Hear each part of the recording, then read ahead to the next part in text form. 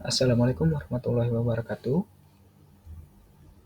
Dalam kesempatan ini, saya akan sedikit mencoba menjelaskan mengenai diagram konteks atau DFD level 0 dan DFD level 1. Dari case yang sudah dijelaskan pada soal sebelumnya, maka di sini saya membuat sebuah diagram konteks sistem informasi peminjaman buku. Dari diagram konteks ini dapat kita ketahui bahwa elemen penyusun diagram konteks yang terdiri dari entitas, di mana entitas tersebut adalah petugas administrasi perpustakaan, pimpinan perpustakaan, dan bagian pengadaan perpustakaan. Sedangkan untuk sistemnya adalah sistem informasi peminjaman buku. Untuk tanda panah ini merupakan input ataupun alur data. Nah, di sini user yang menggunakan sistem informasi peminjaman buku terdapat 3, yaitu yang pertama adalah petugas administrasi perpustakaan, pimpinan perpustakaan, dan bagian pengadaan perpustakaan. Untuk contoh case yang pertama, jika terjadi transaksi pendaftaran anggota baru atau ada anggota baru yang ingin melakukan peminjaman buku, maka diharuskan mendaftar terlebih dahulu. Maka petugas administrasi perpustakaan akan menuangkan informasi terkait si peminjam tadi ke dalam lembar pendaftaran data peminjam. Data informasi peminjam tersebut akan masuk ke dalam sistem informasi peminjaman buku. Selanjutnya untuk case yang kedua, jika terjadi transaksi peminjaman buku, maka petugas administrasi perpustakaan akan menuangkan informasi terkait transaksi peminjaman buku dalam form peminjaman buku, yang nantinya data peminjaman tersebut juga akan diinputkan ataupun akan masuk ke sistem informasi peminjaman.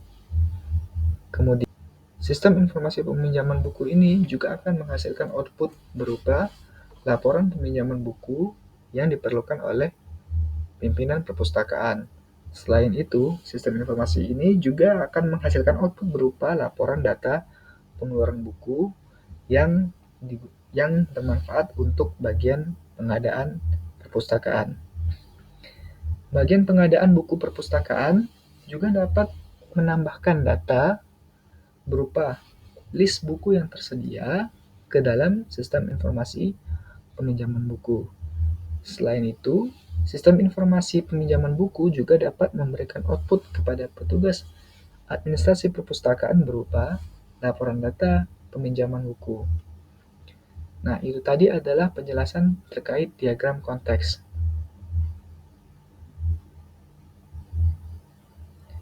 Selanjutnya, kita akan beralih ke DFD level 1. Untuk DFD level 1, komponen penyusun DFD level 1 ini antara lain adalah sama, yaitu ada berupa entitas. Entitas di sini adalah petugas administrasi perpustakaan, pimpinan perpustakaan, dan bagian pengadaan buku perpustakaan. Selain itu juga terdapat suatu proses. Di sini sudah ada penomoran prosesnya juga. Kemudian seperti biasa untuk tanda panah ini merupakan alur data, dan untuk T ini merupakan tabel anggota ataupun penyimpanan data tersebut. Nah, petugas administrasi perpustakaan akan mendata data peminjam, akan menginputkan data peminjam ke dalam sistem informasi peminjaman buku, di mana di sini petugas administrasi perpustakaan mengirimkan atau memberikan input berupa data peminjam untuk selanjutnya diproses ke proses nomor 1, yaitu input ataupun update anggota peminjam, di mana proses tersebut akan menghasilkan output ataupun akan dikirimkan kembali ke ataupun akan disimpan ke dalam penyimpanan tabel ataupun database anggota peminjam.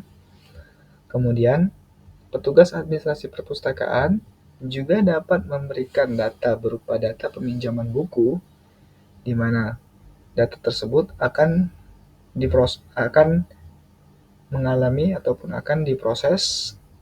proses input ataupun update transaksi peminjaman buku, sehingga data tersebut selanjutnya akan disimpan ke dalam tabel peminjaman buku.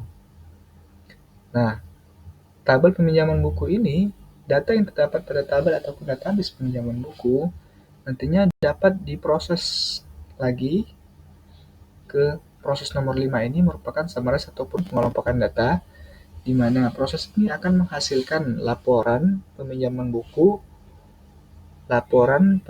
buku untuk pimpinan perpustakaan. Dan yang terakhir, petugas administrasi perpustakaan juga dapat memberikan input berupa data buku untuk diproses ke dalam proses nomor 3 ini, yaitu input ataupun update data buku yang tersedia. Nah, kemudian setelah diproses, data buku tersebut akan disimpan ke dalam tabel ataupun database buku.